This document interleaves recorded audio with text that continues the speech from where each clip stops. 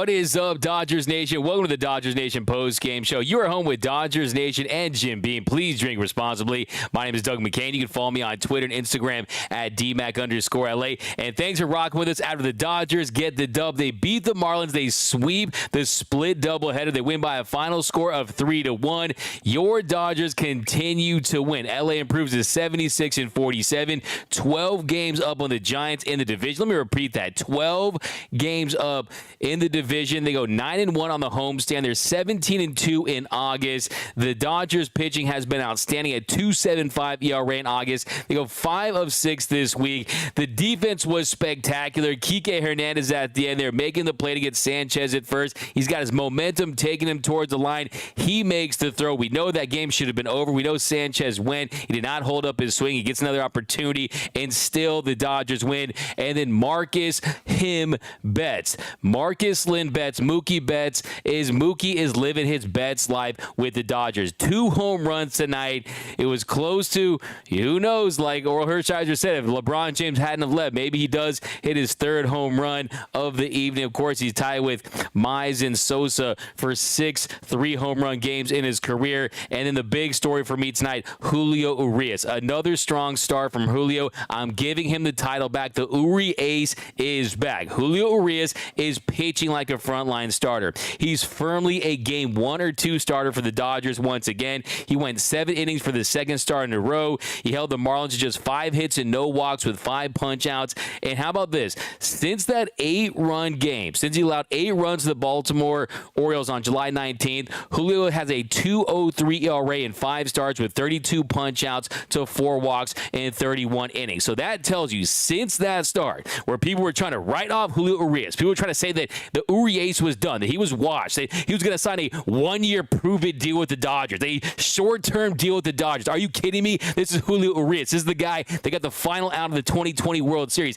People were saying he's going to get a prove-it deal with the Dodgers. Are you kidding me? Since then, Julio, he has been phenomenal. 5 starts at 2.03 ERA, 32 punch-outs, and 4 walks. We're going to talk about Tony Gonsolin. We're going to talk about my friend, my guy, Ryan Pepiot, who I could not be more happier for tonight. But let me know first and foremost, who is your Dodgers dog of the game? I see someone mentioning Rosario. That was a fantastic play.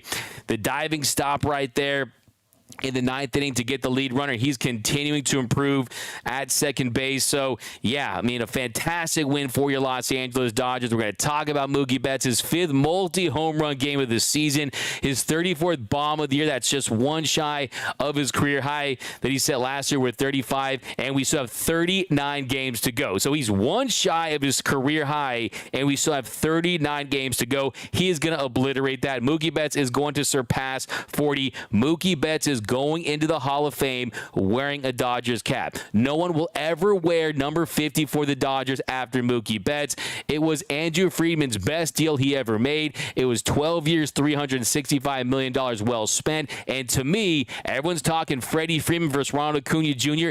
Give me Mookie Betts. Mookie Betts is my MVP. When you consider the fact, you look at his home run totals, you look at the fact he's playing shortstop for 14 games, second base, right field at a Gold Glove level. Last time I checked, he's still the best right fielder in the game. Mookie Betts is the MVP in Major League Baseball, and there's still a lot of time to play. And he tied Freddie Freeman and Ronald Acuna Jr. tonight with a 165 weighted runs created plus. Mookie Betts is my MVP. But let's dive in the comments. Thanks for joining us here on a Saturday special edition of the Dodgers Nation postgame show. I got nothing to do tomorrow, guys. No game tomorrow, so I'll stay here all day tomorrow until my power goes out, apparently, and I'll read all your comments. We got Noah Ortega says first. We got Jason Diamond, LGD. Let's go, Dodgers.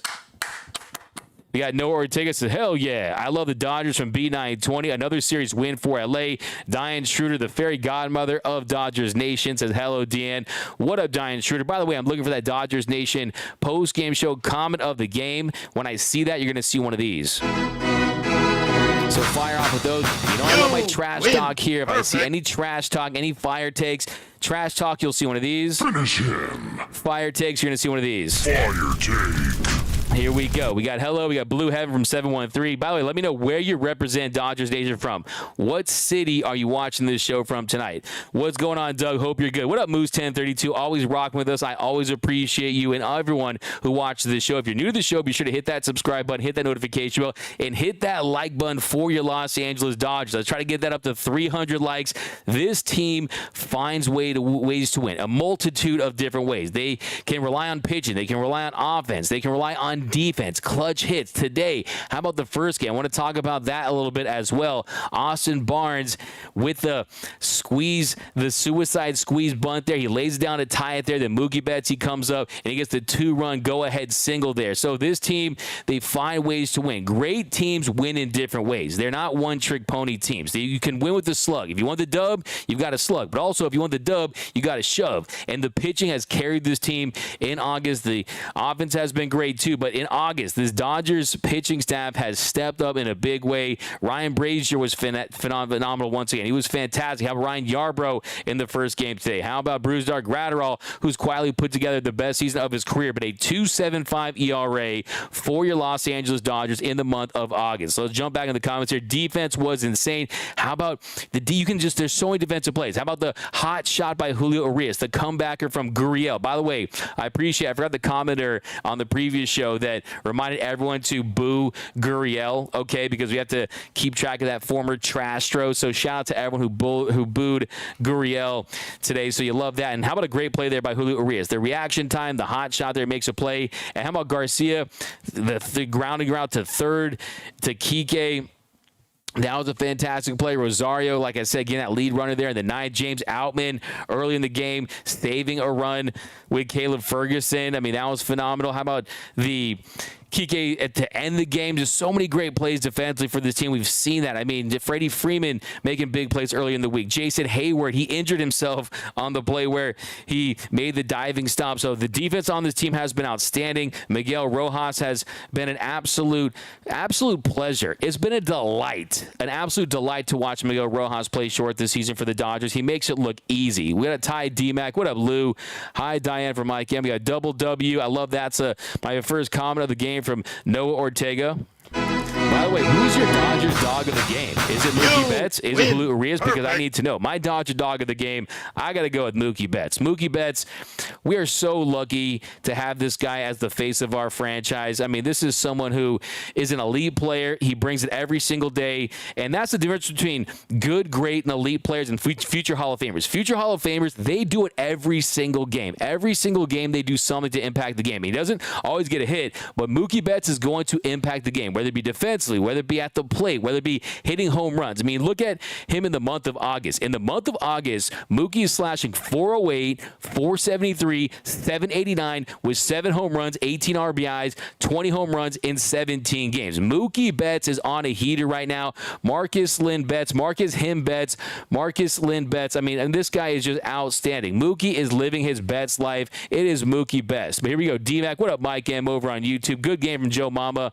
We got Chocolate Chip Mookie with the 2-scoop from Ricky Vasquez over there. Y'all saved the day for me and my Phillies. Oh, what up, man? We got our Phillies fan always rock with us. David Sabatini. It's D-Mac time. What up, David Sabatini? Always rock with us over in New York. We always appreciate you here on the Dodgers Nation postgame show.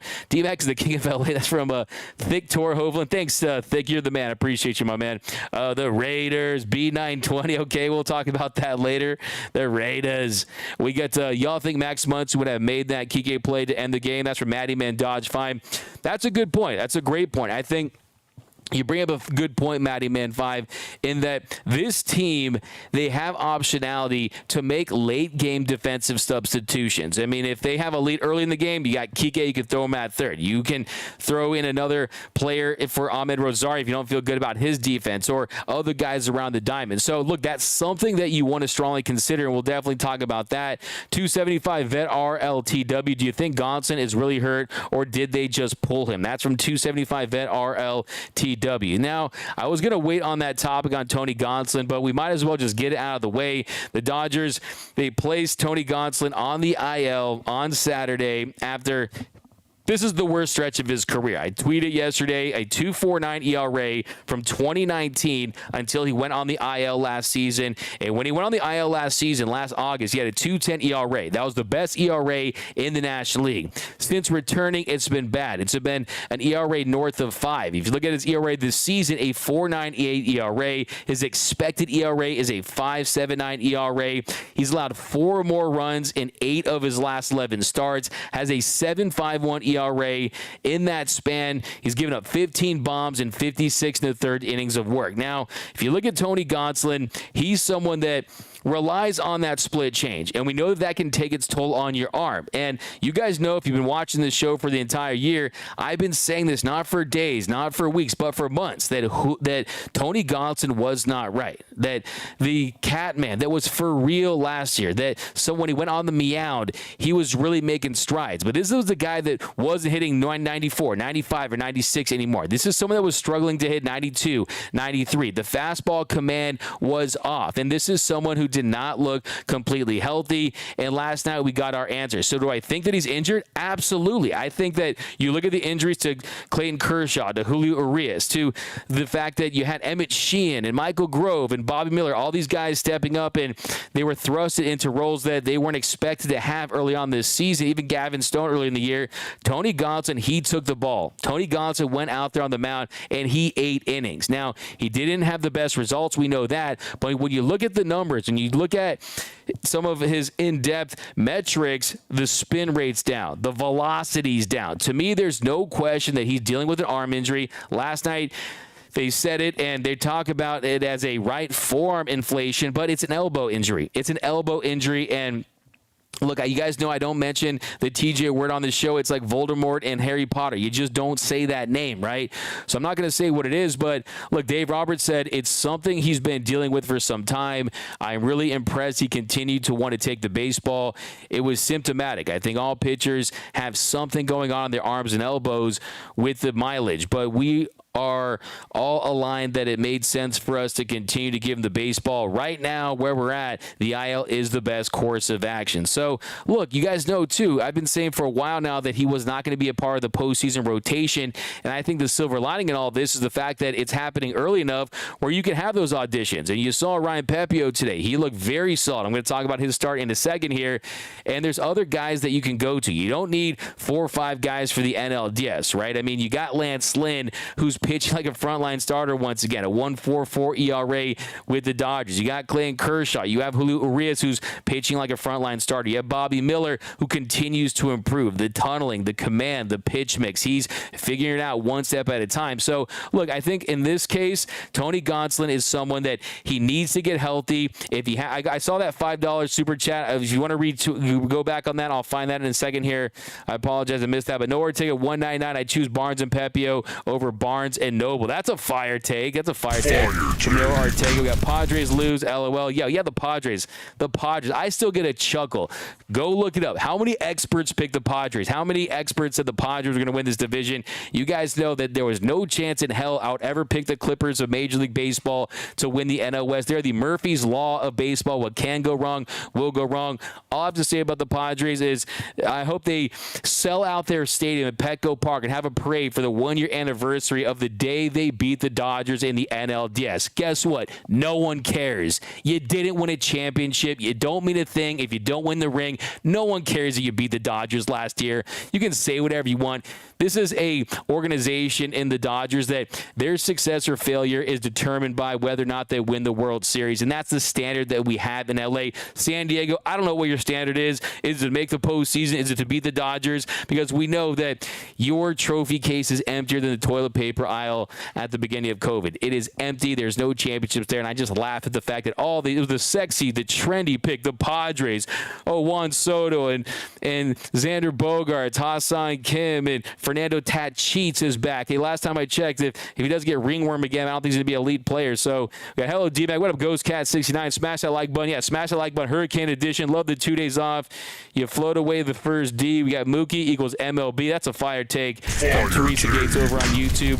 Oh, my God. Can you guys play the Marlins forever for me? We got the Phillies fan always rock with us. Mookie MVP, not really. Rusty Nail. Look at the weighted runs created plus. Look at the WAR. They're all bunched up. To say that Mookie Betts is not an MVP candidate just means that you're not looking at the numbers. It means you're not looking at the numbers that matter. Mookie Betts is most definitely in the mix for MVP. Freddie Freeman, he's been in a little bit of a slump lately. If you want my honest opinion, doesn't feel like Freddie Freeman's 100%. We know he had the foul ball off his knee. I'm wondering if that's a factor, but he doesn't look like he's right. But the comment that Gonsolin sucks. Ouch, that hurts. We got Boot. We got 702 Sin City from Sergio, Anderson from Bakersfield, Jake from Norwalk, Ohio, Eddie from Belton, Texas, Diane Schroeder, always rocking with us from Indian Wells, checking in from Seattle from Ricky Vasquez. We got checking in from Houston, but always representing the Dodgers. We got great job booing Yuli tonight, Dodgers fans. How about Barnesy coming up big yet again? Yeah, well, we should talk a little bit about that, but a couple things I want to say before we move on to the next topic, and we kind of tie a bow on the Gonsolin topic. One thing that I think is important is, one, thank you for your efforts. I think Tony Gonsolin, he pitched meaningful innings. We know that this starting rotation, they were decimated by injuries. He did what he could with what he had. I truly believe that. I truly believe that he was 100%. Even at his best, at 100%, I don't think he's an elite starter. I don't think that. I think that his ceiling is a back-end rotation guy, a number 4 or number 5 starter. But guess what?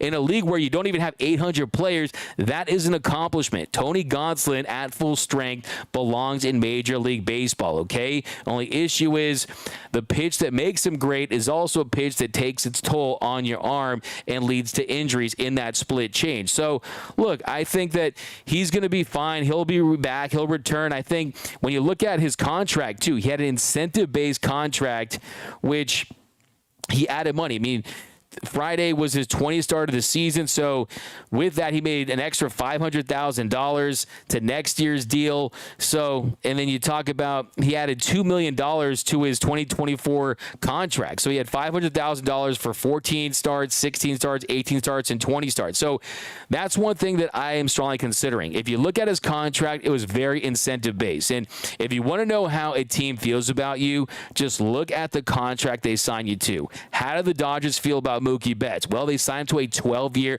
$365 million deal. How do they feel about Clayton Kershaw? They made him the highest paid pitcher ever. How do they feel about Freddie Freeman? 6 years, $162 million. Tony Gonsolin, they said, okay, we'll give you a contract, but it's going to be incentive-based based on starts that you make. And this year, he was able to hit some of those incentives, hit some of those escalators. Like I said, he added over $2 million right now to that contract. So I think that's a part of it, too. That's a part of the story. He wanted to be out there to make himself some additional money. But I will say my next point is I think with the Dodgers next season, Lance Lynn, the way he's pitched, the fact that he has an $18 million club option, I think this increases the chances that they pick that up. I think when you look at that, they can absolutely get some value out of that. I mean, you got Yarbrough under team control still. Buehler's going to be back. We'll see what happens to Shohei Ohtani. We'll see what happens to Kershaw and Urias. But I think this increases the chances that the Dodgers bring back Mr. Lynn Sanity. And I absolutely think they can get value out of that. But Tony's going to be fine. He's not healthy. Like I said, he's not a bad pitcher. He's an injured pitcher. Okay? That's the reality. Those are the stone cold facts for the Catman. He ran out of those 9 lives. And that's just the reality. So here we go. We got Gurriel as a jive turkey. That's from J Bullet TC. Got the old school jargon there. I respect that. So finish him. Smash that like button. Yeah, I appreciate that from Rusty Nail. Infield be eating up everything. That's from Par 3. Yeah, lots of vacuums along this infield. Eating everything. Even Max Muncy. Nice double play the other night, too. I mean, the defense has absolutely stepped up, and that's been the big difference. I think one thing that's impressed me is James Outman's routes. I mean, he's James Routman. I mean, the first inning of Game 1, Caleb Ferguson, he allowed those 2 hits. He escaped with that scoreless inning. But how about that leaping, that jumping catch there by James Outman to save those runs? And last night he makes a really nice play on the warning track as well. So James Outman continues to improve defensively. He plays that position like a former linebacker, just attacking the baseball, finding a way to use that physicality and athleticism, and you love to see it. But yeah, the first inning, I mean, how about the throw too defensively? David Peralta in the 3rd inning just unleashing that throw from right field on the Jorge Soler, and they nailed Soler. at the plate, the pick, the tag by Austin Barnes, that was elite. That was phenomenal. More defensive gems in the first game. Peralta to Barnes. They make the tag. That was a difference maker considering that the Dodgers were struggling to score runs. So that was outstanding. And then, yeah, they scored 3 runs there in the 8th inning, and they absolutely just found a way to win that game late. I mean, a doubleheader, they win 3-1. David Robertson comes in the 8th inning. They were down by 1. James Outman, he took that walk. He made it to third on the single by Kike Hernandez. And then you saw the bunt by Austin Barnes. The first one, he wasn't able to lay it down. It goes foul. And the second one goes as a single because the Josh Bell error allowed the runners to go into scoring position. So it ties that 1-1. The next batter, Mookie Betts, he hits the 2-run single, and the Dodgers, after having a really difficult afternoon against Perez. So Perez was phenomenal. By the way, Michael, D-Mac Spin Truth. We got, what up, Anthony Keene? I got to catch up with these comments. I'm just really excited, man. This team's got me going. This team's got the juice, baby. Craig Osterberg in the chat. What up, Craig? I don't know, making mid-teams look like powerhouses again. We got D-Mac. Your hat keeps disappearing. Oh, I think it's the green screen situation. Or whatever it may be. I'll work on that. Poor Padres, D-Mac in the doghouse. What up, Mike M? We got 999 from Motita. Not Motita. I want to let you know I got a big jar right here. All goes in the Ohtani fund. Night had to get. What kind of beer should I get, man? Should I get Modelo tonight, Pacifico? What's your beer of choice? Let me know down below. I'll take some recommendations. I like a nice hazy IPA too. Allagash White, Ricky Vasquez, D-Mac, when are you leaving us for the Dodgers front office? Thank you for all you do. Ricky, hey, man, I'm happy to mix it up with you guys, man. You guys make this show what it is. Like I said, if we ever won an award, we would chop it up into 1,000,000 pieces. We would all give an equal piece of it because you guys are what really make this show go. I'm the man of the fan. I'm here to get your takes. It's your show. I'm just hosting, as I like to say. Anthony Keene, I got Mookie for the Dodger Dog of the game, and I got Urias for Player of the Game. I like that, Anthony Keene, because starting pitching, let's be honest, it makes this thing go. There's a reason why this Dodgers organization since 1958 has the lowest ERA in Major League Baseball. Carne Asada from Mookie from Anthony Madrid. D-Mac, you need to get Borna Hogwash, a padded room. Roy Estrada. Do you see what he posted? That was a little sus. I gotta hit my boy Borna tomorrow. No game. I have to hit my boy Borna up. Do a little wellness check on my guy. Right? Should have pulled him at 4 runs. We got Sacramento in the house. Richard Flores over on YouTube. Catman's paws hurt. I like that one. It's a fire take from Craig Osterberg. 9 lives are up from Ryan. Locked up. Rams, Dougie Fresh. What up, Michael Negretti? Yeah, we got to get that one up a little later. But I feel the Dodgers have never really set the cabinet up for success. They're always kind of giving him the blank assignments, letting him go out there hurting off. Anthony, that's a fair point. It's a good point. I mean, in 2020, 16 days between starts, that's difficult. And I think, look, you can't fault a Dodgers team for taking care of business because if that series goes longer against the Padres, he's going to probably get some action beforehand. But, yeah, I mean, it's tough. Look, the reality is this Dodgers starting rotation, they don't have good starters. They have great starters. You have future Hall of Famers. You have guys like Julio Urias who finished in the top 3 in Cy Young voting, right? So it's tough to crack the front of this rotation, and there is a food chain. Let's just be honest about it. There's a food chain, and that's why you get guys like Michael Busch who'd be in the top 3 batting in the lineup for most organizations, but he's stuck in AAA. There's a lot of depth. There's a lot of players blocked. And the reality is the lower you are on the food chain, the less priority they have in really giving you the runway and giving those opportunities. But I think you could make the case that there has been a little bit of mismanagement when it comes to Tony Gonsolin. But the reality is he just hasn't been able to stay healthy. He's never finished a full season. It's always something with Tony Gonsolin. I know you guys have that friend. It's always something with him, guy. I mean, it's a great guy. You love him, but there's always something with him, right? He's the always something guy. But let's go down below. Pepiot made a strong case to join the rotation. That's from Lance Jennings. Yeah, why don't we talk some Pepiot here, man? You guys know it is the Dodgers Nation, Dodgers Dugout Karma. He goes on the show. We interview Pepiot. Next thing you know, he's in the show, and he had a strong start. I'm just saying, you got to come on the show. It's the Dodgers Dugout Karma. I'm telling you, Catman is Thor 2.0 from Mike M. 275 Ved 2. Dodgers pulling Kelly because he thinks he might have some pain, and Gonsolin has been hurt for 6 weeks. Not buying it. 275. Trust me, I can tell you, I was there. I was in that press room last night looking face-to-face with Tony Gonsolin and Dave Roberts. That was one of the most depressing press conferences that I've ever been a part of. It felt like it was the beginning of the end of Tony Gonsolin for this year. It felt like they just had the conversation with themselves and realized that, look, this is the end. We are not going to move forward, Tony Gonsolin, and it's unfortunate because when a pitcher gets injured, they're usually not gone for 2 or 3 months, right? They're usually out for a year. They're usually out for a year and a half. And like I said, I don't want to put that energy out there. I don't want to put that out in the ether. But like I said, that split change is a very taxing pitch on the arm with the grip. I mean, with the way it contorts the arm. It is very difficult, okay? Do the research on it, and you'll find that it usually does not end well. Let's just be frank about that. So, yeah, it definitely was dark. And just look at the metrics, too. I mean, this is a guy, Tony Gonsolin, he used to hit 96 on the gun. I mean, when he's hitting 96, he's locating and he's on the edges. He's not leaving stuff out of the plate. He's a serviceable pitcher. If you guys know this show, I'm not a Catman truther. I've never been high on Tony Gonsolin.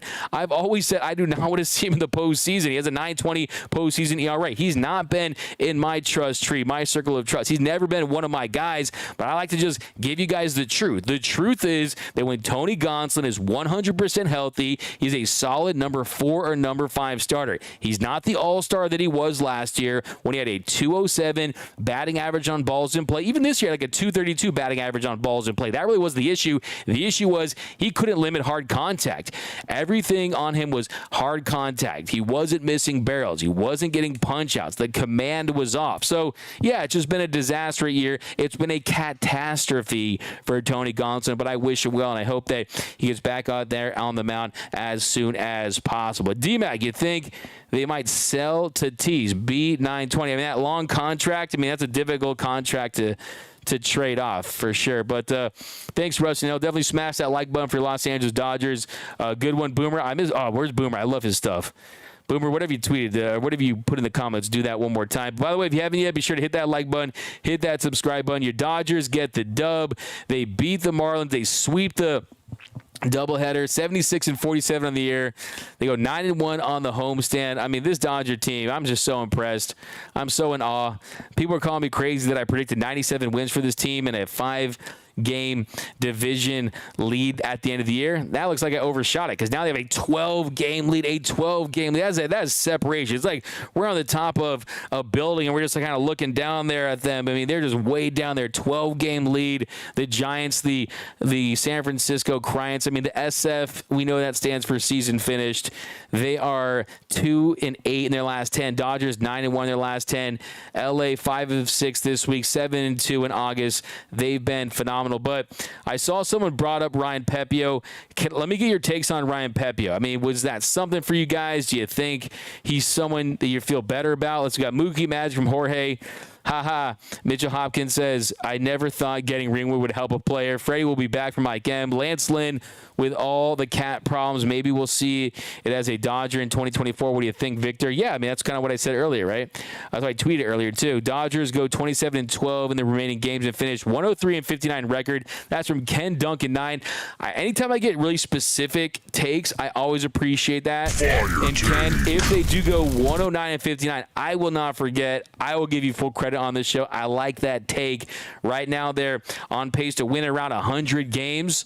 They got a tough schedule coming up. A lot of difficult teams. Next week you got the Guardians, you got the Red Sox, you got a big series with the Braves that starts at the end of the month. So it's going to be difficult, but I like that, man. I just want to win this division, and I want to catch the Braves. I'm telling you. I want home field advantage. Let's get greedy. Let's get greedy in Major League Baseball. The Dodgers, they're 4.5 games back of the Braves. Won't be easy, but still, I think you got 41 games to play. No, 40 games now, right? 40 games to play. Finish him. You want to finish him? Finish him. Yeah, Mookie is going to go on a tear. I'm calling from Jorge Renteria. Turns out you can't hit jacks off the Juice Tatis. Give the Catman his due. I like that. That's a fire take from Boomer Assassin. We got Padres will be first when Hurricane strikes. That's the only time they will come in first. Craig Osterberg. That's a little bro, but I like that. Rusty, MVP Bruh. Freddie. Bruh. Title season. What up, D-Mac? What up, Jorge? We got Otani, Bueller, Miller, Pepiot, Kershaw. I like that rotation. We got the 559 Danuba, California, Michael Negretti. Crazy lineup, Nando. Where's Nando at? We got Tom Allen Freeman gets 2 days off. He can thank Hillary for that. Yeah, we definitely need to get him rejuvenated. But we got the Mookie and Freddie and Co. Not sure Kershaw will be back next year. Mike Emmy, it's always touch and go. I think, will he be back? Maybe not. Will he ever pitch for another team? I think the answer is no. Mark my words. You can clip this. He will never wear another team's hat. He's going to retire as a Dodger. I fully believe that. Ryan Pepiot was my Dodger dog of the game in Game 1. So let's talk some Pepiot. So Ryan Pepiot made his season debut today. It was very impressive. He allowed just 1 run on 3 hits and gave up a walk in 5 innings of work. He had 5 punch-outs. Austin Barnes said after the game, I thought his slider was his best pitch today. It's always been a distant third for him, but today he was throwing a lot on the outside corner. It was hard, a pretty good true slider today. So that is the big difference with Ryan Pepiot, is he has worked on that slider, and that is something that is going to change his game. That's going to be the difference between him being a future bullpen piece versus being someone that's going to crack a starting rotation. I mean, let's not forget, this is someone that was a part of that starting rotation to start the year before that oblique injury. So, yeah, I mean, I think that to me was key, and Yarbrough was fantastic, but I think with the way that Pepiot pitched today, it was just so impressive. I mean, top of the second inning, he got De La Cruz. He struck him out with this slider. And you look at that mix, he goes 4-seam fastball, and it was a heavy dose of slider. I think the important thing, too, is when Ryan Pepiot doesn't have the feel for that changeup, because sometimes it can be difficult to get that, especially early in starts, you do have that slider. You aren't a one-trick pony. You do have more clubs in your bag, so to speak. So for me, that's going to be key to his development. And he did a really nice job. I mean, look at the double play in the top of the 3rd inning. That was on the changeup. So, yeah, he's someone that really pitched well today. I mean, on the Sanchez strikeout, that came on the 4-seam fastball up in the zone. He struck out Stallings with the 4-seam fastball up in the zone. I think his velocity is continuing to get better, too. He struck out Wendell in the 5th, a 4-seam fastball, bottom of the zone. That touched 95.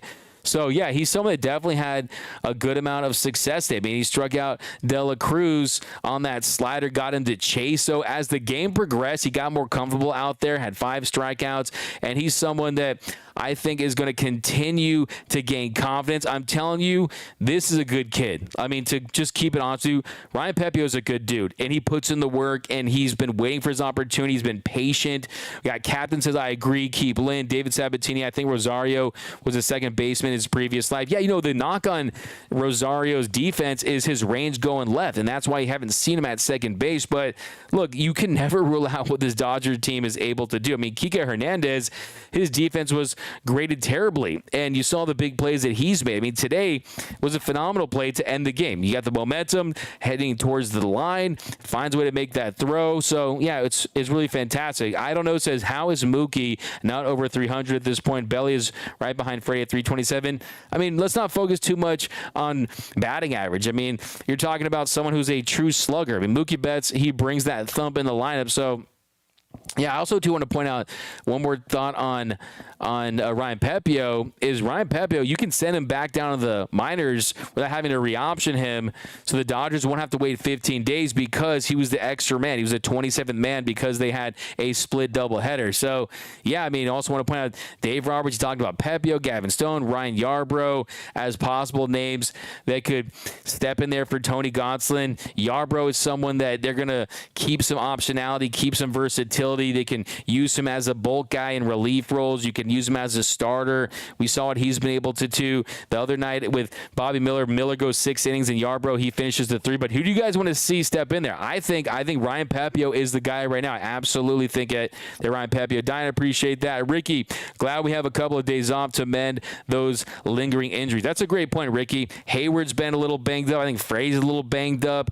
I think you look around this team, you got the dog days of August. Rest days are definitely good. We got conservative Zach D-Mac, your friend Borna over at the Hogwash is about to, he's been going through it. D-Mac and Joe Davis, Dodger icons. I appreciate that, my man. What's up, Hornitos? Comment tonight. Presented by our friends over at Hornitos. Please drink responsibly. That was a really good play from Barnes, too. Absolutely, Matty Man. Is Catman really out all year? Mitchell Hopkins. So is he out all year? The word that Dave Roberts used today was that it is unlikely that he will return. So to me, that seems like most likely he will not be back. I think for me, like I said, we broke it down early in this show. I think that's going to bode well for this team because I think that Muncy going deep off Alcantara, absolutely. D-Mac, the words from the king. What up, David Sabatini? Yeah, look, you're delusional. The MVP is a one-man race. This is from Jordan S. You're delusional. The MVP is a one-man race. Ronald Acuna. Look, I am not delusional. Am I a little biased towards the Los Angeles Dodgers? Maybe. But let's be honest here. Stolen bases are overrated. Look at the numbers. Look at the statistics. Stolen bases do not impact. If you look at runs created, stolen bases are overrated. How overrated are they? Well, guess what? The Dodgers don't like to steal bases because they don't like to give up outs. And the Dodgers, they're one of the best teams in Major League Baseball offensively. And like I said, I'm not diminishing. I mean, I would not be mad at all if Ronald Acuna Jr. won the MVP. He's had a phenomenal season. He's an MVP caliber player. I am not dismissing Ronald Acuna Jr. He's one of my favorite players to watch in the sport, but guess what? Mookie Betts has a higher F-WAR, okay? His F-WAR is at 6.2 heading in today. Ronald Acuna Jr. is at 6.1. If you look at weighted runs created plus, Mookie and him are tied at 165. If you look at home runs, Mookie, 34 bombs. 34 bombs. Acuna Jr., 27. So look at the numbers. The numbers will tell you that to say I'm delusional, it just means you don't know the numbers. Go to Fangraphs.com. Go to MLB.com. Go to BaseballReference.com. Whatever statistics site that you like for your baseball statistics, go to that website and look at it. Because if you're going to give him the MVP because of stolen bases, I mean, that just tells me this is like 1981 or something like that, okay? I mean, stolen bases, for me, if you take Mookie off the Dodgers and you take Acuna Jr. off the Braves, I think Mookie means more to the Dodgers than Acuna Jr. means to the Braves. If you look at that Braves team, they're pretty much look at that Braves team. They're slugging like 500 this season. They're going to be able to put up runs. This team goes as Mookie Betts goes. And when it comes to true value, Mookie Betts is my MVP. There's no question about that. To say I'm delusional, it just means that that's just a self-owned by you. It just means you're not looking at the numbers, man. Just look at the numbers. Look at the numbers, especially after tonight, a 2-home-run game. There's no doubt in my mind. Mookie Betts absolutely 100% is a bona fide MVP candidate, and so is his teammate Freddie Freeman, the best 1-2 punch in baseball history, the best duo in Los Angeles since Kobe Bryant and Shaquille O'Neal. Cody needed to go down somewhere to find himself. Absolutely agree. 100 Rookie of the Year. We got Braves hearing footsteps. I like that's a fire take from Wendy Wright over on YouTube. What a tragedy for Ohtani. The Angels are just a joke. Exactly, conservative Zach. I mean, it's terrible. I mean, it's bad. You need him in the game at some point. You need him on the biggest stage. I agree with you 100% on that one. But yeah, tonight, I mean, talk about tonight's game, just a little more recap. We talked Mookie, we talked Julio, and Julio, like I said, fastball, command, curveball, the cutter, a lot more ground ball outs tonight. That was big time for Julio Urias. The defense, they stepped up. Top of the first inning, 1-0 pitch. Bell hit a home run off Julio. That came on a 4-seam fastball on a 1-0 pitch. Just not a great pitch there. Like we saw the other night, missed a pitch on the changeup. He hit it out. And home runs have been an issue for Julio Urias, so he just has to avoid the heart of the plate. Then bottom of the second, Rosario doubled to left. Taylor ground to first. Albin ground to second. And how about Kike Hernandez? He singled to right to make it a 1-1 game. And he scored Rosario there. So Kike doing it big, Rosario doing it big. Two key additions to the deadline, getting it done offensively and defensively. We saw in that inning, the second inning, Rosario double, Hernandez single. Then the ninth, Rosario diving play to get the lead runner, and Kike Hernandez play to end the game to get Sanchez. And then bottom of the third inning, 2-1 count. Mookie Betts homer to left, 4-seam fastball up right in his nitro zone. That made it 2-1 Dodgers. And then bottom of the fifth, you jump to that. 2 outs, 2-1 count. Betts living his best life. Hits another bomb to make it 3-1 Dodgers. And then Julio, he was phenomenal along the way. I think for me, the key inning for Julio was going back out there in that seventh inning and getting it done. I mean, getting it done there in the seventh inning. Julio was outstanding once again, just grinding it. He's fearless. He's competitive. And in that seventh inning, he got into a little bit of trouble there. and he was so happy to get out. He gives up the single to Berger, and then Gurriel, he flies out for the first out, and then he strikes out Chisholm Jr. swinging, four-seam fastball, bottom of the zone. Just a great pitch right there, working the corners, and then he gives up the double to Garcia on the first pitch, a slurve that caught too much of the plate, and with runners on second and third, really was the key at-bat of the game. The key at-bat, the Dodger dog of the game. He goes up 1-2 in the count, then Fortes, he fouls off the fourth pitch, and then he fouls off the fifth pitch on the sixth pitch of the bat, a fly ball to left field. Use that slurve. He gets under it, and he gets out of the inning, having allowed those 2 hits. So he was great. I mean, you saw him working the slurve, bottom of the zone, getting guys to chase. I think some of the more impressive at bats today for Julio, just really, I mean, I thought it was great. You just look at his numbers lately, and he's someone that just continues to impress. Like I said, 7 innings for the second straight start. Just giving up 5 hits, no walks, 5 strikeouts. So no walks is key. The command is improving. And like I said, since allowing 8 runs to the Orioles on July 19th, a 2.03 ERA and 5 starts with 32 punch-outs to 4 walks and 31 innings of work. I love the strikeout. Got Josh Bell, slur bottom of the zone. So, yeah, I mean, I thought Julio was great. But here we go. Let's go all comments here. I'll let you guys enjoy the rest of your Saturday night here. By the way, if you're affected by the hurricane at all, stay safe, guys. We stay safe. We're not used to hurricanes here in Los Angeles. Hope you guys got some water. Hope you guys got the supplies you need. I don't know how I'm gonna take my dogs out tomorrow. I'm kind of scared about that. But I like that. Ricky Vasquez, Ryan Pep, hooray! I like that. Hey, Pepin ain't easy. That's what I'm saying. Freddie will get his rest now. It's from Craig Osterberg. We got D-Mag. How come you don't do a live stream with one of my? That's. I mean, we're the number one postgame show. This is not we have sponsors, man. We got to make sure we keep our sponsors happy. Let's just put it that way. This show is brought to you by Jim Beam and Hornitos. We're the number one Dodgers postgame show by a long shot. But I thought we got this from Sammy Smith, $5 BOC. I thought Austin Barnes was a reliable as the yogurt machine at McDonald's. Hey, there we go. That's a super chat there. Appreciate it. Yeah, look, he's turned around. Give him all the credit. This is the Austin Barnes week. Ready, Freddie from Mike M. Pepiot gets an ice cold michelada. D-Mag MVP race getting more interesting. Anyone at the game tonight? The skyline looked incredible. Yeah, the cotton candy. Dodger Stadium, man. I'm telling you, favorite place in LA has to be Dodger Stadium. It's not even a close second. Hey, D-Mag, is Tony the new Noah Syndergaard, SMH, Hector Ramirez? I wouldn't say that because I think Noah Syndergaard, he wasn't homegrown, right? He was Thor was a thud, but the reality is he's someone that has actually had some more success with the Guardians. So I wouldn't say he's the new Syndergaard because he was more like a hired gun that you're hoping to get 1 year out of, right? Tony Gonsolin is someone that was developed in this organization, that's had success in this organization, that is pitching injured versus. We'll see. I mean, Syndergaard's someone who's had the Tommy John surgery and hasn't gotten the velocity back. But we got Proud of Pep from Hector Ramirez. Dodgers dumped on the Madres like Hillary. Anthony Madrid. I got to give you a brush for that one. Anthony Madrid. Tony Jennings. Tony Union SC. Mookie the straw that stirs the Dodgers. That's a fire take. Yeah, Tony Union says Mookie the straw that stirs the Dodgers. I love that. I used to say that about Justin Turner, that he was the milk to the Dodgers cereal. But it is Mookie Betts. You're 100% right. The numbers back up. The numbers absolutely back that up. Almost 500 in the house. Yeah, 500 in the chat. Do smash that like button. Like I said, tons of giveaways on the way. If you are subscribed to the channel, your name has already been entered to win an authentic Mookie Betts jersey, $350. And it's just the start of nonstop giveaways, year-round jerseys, autographs. This is going to be the best time for giveaways. All thanks to you guys for watching the show, liking the episodes, commenting. The more you engage, the better the giveaways are going to be. So it's all thanks to you guys.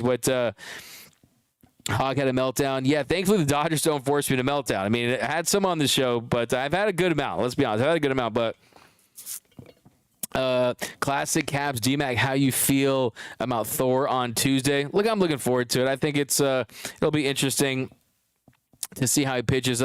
We'll see if he can kind of compartmentalize and not let the emotion of that impact his game as far as he's concerned. But, yeah, I mean, you have to give him some credit. He has pitched better with the, I mean, he has pitched better, but I mean, still a 6.19 ERA. His last start, he had 5 earned runs in 4 1/3 innings of work against Cincinnati. His start before that, 1 earned run in 5 2/3. Then against the White Sox, 5 runs in 6 innings. I mean, his first start against the Astros was solid, but he's still the same guy. Noah Syndergaard, he ain't fooling anyone. I mean, he's creepy, man. He set up to give his first son to get his velocity back. I mean, no, he just couldn't hack it in LA. If the LA can't fix you, it's like going to Dr. Dre and getting a beat from Dr. Dre, but you can't have a hit single, right? I mean, if LA can't fix you, it's probably you're the problem, not LA, right? It's because the Dodgers, we know they have everything, every resource possible to get you back on track. But Boston slept on Kike from Nando 390. The issue in Boston was, look, he was playing a role that he wasn't supposed to be playing, right? Trevor Story was out, and they tried to have him as an everyday shortstop, and that's the issue. When you try to make Kike Hernandez, when Kike is an everyday player, he's not going to have the success. He's got to be a role player. You have to have a specific role. That's what he has with the Dodgers, not an everyday guy, and I think that's where he's best optimized. But conservative Zach, though, the only downside is that the Dodgers win the NLDS this year, we would have to face the guys, you guys, but hey, okay, that exactly. I wish we would have saved this hot streak for October. Derek, that's over on YouTube. Amen, my man. I mean, trust me, that has been in the back of my mind. I think we would get smoked. Yeah, for sure. Dodgers better get Ohtani in the offseason. Absolutely. That's the dream. That's the goal. That's the goal of the organization. I'll tell you that from firsthand knowledge. But Acuna with superb defense as well from Pirate Guy. Yeah, like I said, this is not dismissive on Ron Acuna Jr. The point is that we still have an MVP race. It's not over. The fact, if you're telling me if Acuna Jr.'s season ended today and everyone's season ends today, would it be over? No. I mean, it's still an MVP race because it's tight. It's tight. And you look at the numbers, if the voters looking at the numbers, then it should be tight. I mean, giving a guy an MVP based on just gaudy stolen base totals, I think is so archaic. I just don't agree with it. I mean, Anthony Keene, Acuna was the first as MVP. Jury's still out in the second half, and I'm betting on Mookie from Anthony Keene. Yeah, here's the thing, too. I will say, just if you look at the award, it's always narrative driven. And when you bring up a great point, Anthony Keene, saying that he was the first half MVP, because a lot of times, if you are the first half MVP, voters are so locked into their teams. This isn't football, right? Where it's one game a week, or basketball where you get, a handful of games per week. You have a couple off days. If you are covering your team, you're locked in every single day. Do you really have time to watch every single Acuna game, or every single Mookie Betts game, or every single Freddie Freeman game, right? So sometimes the narrative that's established early on really determines who wins that award, right? That's just usually the case with the MVP. Sometimes it's tough to win it late. Sometimes it's tough. I mean, look at Yelly and Belly. I mean, Bellinger, he was fantastic in 2019, and then the last couple months, he wasn't that great, but still, he was so good at the beginning that really was the narrative. I mean, if Yelich doesn't get injured, he might even have taken that award. So that's pretty much what it is. But we got, honestly, this from DKM. What up, DKM? Always rock with this. I appreciate you, my man. Honestly, you can say that Gonsolin sucks, but he was hurt the whole time. And the reason why he stayed in was because he was fighting his injury. So he put in his efforts to stay in the game. Yeah, I agree. Man, I got to give him credit, man. Like, he definitely took the ball and he ran with it. Conservative Zach, you cooking right back at you, my guy. Bullpen is on fire right now. Derek, we should have saved this hot streak. Yeah, absolutely. Big facts, the Braves won without Scuba. Coast to coast. Freddie, Mookie are both better. Matty, man, yeah, for sure. DMAC, Dodge Dog of Dodger Nation, always grinding out the S-tier content. Yeah, NSA, we're always here for you guys, man, for sure. Carl always rocking with us. Appreciate you. Chef Ramsey just hired DMAC to cook a tongue when you guys are on fire tonight. Hey, man, Saturday, I don't know, man. I've been reading too much about this hurricane. Okay, I'm a little freaked out about this hurricane. Have you guys ever experienced a hurricane? Let me know down below. DMAC spin truth. Mookie rules the Rays. That's from Michael over there. Angels really mess up keeping Shohei. We got my vote is for Pepiot to take Tony Gonsolin's place and continue using Yarbrough as our wild card pitcher. He can start games and have long relief. That's from Victor Banos. Victor, I think you just hit that one right on the head. I agree with you. I think using Yarbrough and having that flexibility and not putting too much pressure on him, and you can just mix him up. If you want to have an opener and have him come out there and be a bulk guy, if you want to use him to open a game, have someone follow him up, I think that he's someone who's kind of sneaking there, and I think he catches teams off guard. He goes in there and he gets the job done, limits hard contact, and he finds a way to get the job done. So I agree with you on that one for 100%. I think you kind of maintain that. Urias is the Blue Beetle. We got what's up with Freeman missing at the plate. CB, yeah, not seeing it well. He's definitely not seeing it well, and yeah, hasn't really been his best of late. I mean, this is someone that was Fred hot, right? I mean, he was someone that was one of the best hitters in Major League Baseball and still is, but you're going to have your ebbs and flows. You're going to have your downs, and you're going to have certain stretches where you're not performing at your best. And I do think, I mean, he's a guy that just loves to play. He loves to play. Like I always say, you have to basically get some bodyguards and put barbed wire around first base and not have him play that position. But last 7 days for Freddie Freeman, he's actually on 4 for 25, hitting 160 with a 490 OPS. You compare that to Mookie Betts, who's 13 of 27 with a 1352 OPS. By the way, what do you think about Mookie saluting LeBron James, who was in the house tonight? The Dodgers getting really creative with their bobblehead nights. I thought that was pretty cool, showing out for his fellow LA superstar. So yeah, I mean, he's going to be fine. Not worried one bit. J-Dog, D-Mac bringing the facts of the fight. What up, J-Dog? Appreciate you. That's a Cornitos. Cornitos. Comment of the night. And the key, my only complaint about Urias is now he keeps picking those damn City Connect jerseys. Yeah, it's really funny. It's getting to a point where it's like, bro, calm down. I'm missing Julio in the home whites, the wedding gown whites. But, yeah. Juan, D-Mac, your thoughts on the Dodgers peaking too early? So, Juan, to answer your question, I'm not overly concerned. I think that it's a little overrated. I think that it really comes down to roster construction at the end of the day. And I think this team is assembled to have success in the postseason. I was talking to Jose Mota. I'm dropping an interview with him tomorrow. And you look at this roster. Justin Turner, he had key at-bats last year. He wasn't able to come through. And this year you have J.D. Martinez. You look at the bottom of that lineup. They struggled so mightily. Trace Thompson. You had guys like, I mean, there just wasn't the same amount of depth. This year, David Peralta. You have Kike Hernandez, who always finds a way to have a big moment in the postseason. Rosario. I mean, I look at this lineup. James Outman, I think, is going to continue to have success. He wasn't in the lineup last year. So I think, yes, there is the peaking too early thing. We get that. At the end of the day, in the course of a 5-game series, it just comes down to the roster that you have. And I think this team has a more dynamic lineup with guys that can get their bat on the ball and have a two-strike approach and put the ball in play when they need to. And really, last year, you just didn't have that in certain stretches. Trey Turner, we didn't come through in certain at-bats. Mookie Betts didn't have the best series as well. So, yeah, I think you look at this team as a whole. Max Muncy is having a bounce back season. It's in a much better place. So Will Smith continues, made his first all-star team. So I think this team, you just look up and down this lineup, I'm confident that they're going to have more success. I also think, too, playing that Padres team, they caught lightning in a bottle, man. And they were treating that series like it was their World Series. Sure, maybe the Dodgers should have played up a little more, but still, defensively, if Trey Turner is Miguel Rojas, he makes that play in game 2. Will Myers doesn't reach. Profar doesn't get that base hit that leads to that run. I think they win that series. So don't underestimate the Dodgers defense. You've seen it all week, and I think that's a big key aspect as well. So I don't think that I'm too concerned about that. When I think about the peaking too early thing, then I remind myself, look at this roster construction, and I think this is a team that is going to fare better. But, yep, guys, I would hang out all night, talk Dodger baseball. I got to get my guy and Justin Lamas in here, though. He said, I had San Diego winning the World Series, and now I officially declared them finished. Justin Lamas, I cannot tell you how much I respect you for putting your take out there. Most people that picked the San Diego Padres to win the World Series would probably go back and delete that or whatever, but you come clean, so I respect you for that here on this show. But thanks, guys, for rocking with us here on the Dodgers Nation post-game show. As always, no show tomorrow, unfortunately. Maybe we'll just do a random episode. I'm down for that. Captain D-Mac, I want one of those mini Dodger bats like they used to give out back in the day. Bobbleheads are lame. You don't like the bobbleheads? Hey, the mini bats, though. I love those mini bats, man. Those are awesome.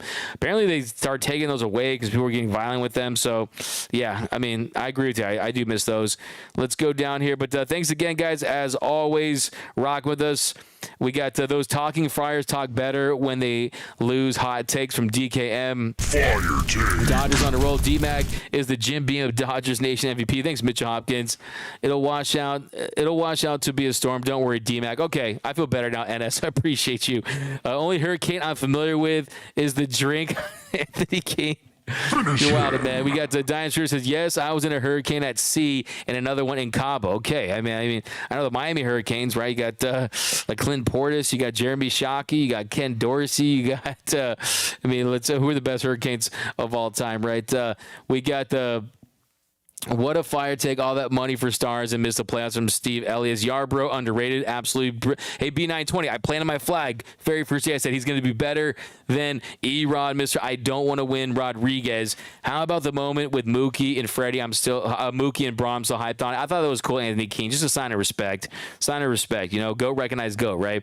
Hey, Doug, where would Ohtani bat in the lineup, second or third? Hey, anywhere you place him, I think I would go third. I'd go third. I mean, Mookie's lead off, Freddie's second, Ohtani's third, and then I think you bring back Muncy, the cleanup, Will Smith, the cleanup. I think when you look at where they're at the plate, I think I like Will Smith there at the cleanup spot in that situation. Yeah, I mean, it's a good problem to have, right? It's a great problem to have. We could experience that. But thanks again, guys. Enjoy the rest of your weekend. We got Ben Verlander's a clown from Jason Diamond. We got Christopher says stay dry. Thanks, D-Mac. Appreciate you. Appreciate you, Moose, for rocking with us, and all you guys. We got Mike M. See you guys. D-Mac, all refugee Dodger fans are welcome in Olympia, Washington. Okay, Captain, we'll keep that in mind. We might need to crash on your couch. But Ed Reed, my favorite Hurricane. Yeah, Ed Reed. I remember the Ed Reed speech in the tunnel, right? Yeah, that was fire, man. Yeah, Ed Reed's a dog, man. Ed Reed's the man. Maybe a Hurricane Dodgers Nation show, Joe Gonzalez. Yeah, we'll think about it. I'll see what goes on tomorrow. We can talk about. We'll find something to talk about, right? But Steve Elias, Yarbrough, and Brazier have solidified the pen 100%. This pen is looking so much better. I have a lot of confidence in them. And then you can still get Blake Trinan back. You can still have Walker Buehler as a potential weapon, even though I think if he does return, you'll see him as a starter in some capacity. Frank Gore, Jay Silva. Frank Gore is a man. But I love how we're talking about the Miami Hurricanes at this point. I love Ibis, their mascot. But thanks again, guys, for rocking with us here on the Dodgers Nation post-game show. As always, you can follow me on Twitter as the artist formerly known as Twitter X at DMAC_LA. You can follow me on TikTok as well and Instagram at DMAC_LA. If you haven't yet, be sure to subscribe to the Dodgers Nation YouTube channel. Hit that subscribe button. Hit that notification bell. Hit that like button. Remember, nothing brings us together quite like Dodger baseball. We got Mitchell Hopkins, C. DMAC post-game shows after a win are the reason I wake up in the morning. I appreciate you. Ray Brios, don't be driving out there in heavy wind SoCal for sure. It'll be very interesting. We'll talk about the hurricane on Monday, but stay safe out there. Remember, nothing brings together quite like Dodger baseball. And until next time, think blue, bleed blue, and I'm out.